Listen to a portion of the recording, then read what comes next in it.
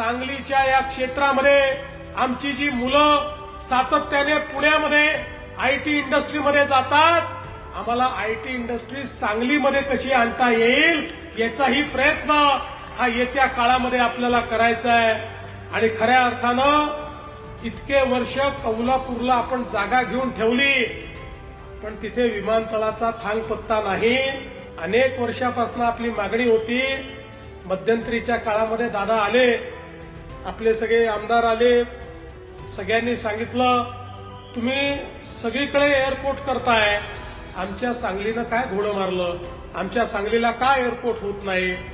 तात्काळ आदेश दिले आणि आपल्या कौलापूरला एअरपोर्ट तयार करण्याकरता प्री फिजिबिलिटी स्टडी करता आपण कन्सल्टंट हा त्या ठिकाणी मांडलेला आहे.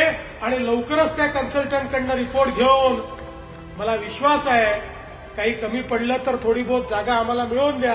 एखाद्या वेळेस जागा थोडी कमी करू शकते बाबा, त्यामुळे थोडी जागा आम्हाला या ठिकाणी मिळावी आणि आपण एक चांगलं एअरपोर्ट देखील सांगलीला कसं तयार करता येईल हा आपला प्रयत्न असेल.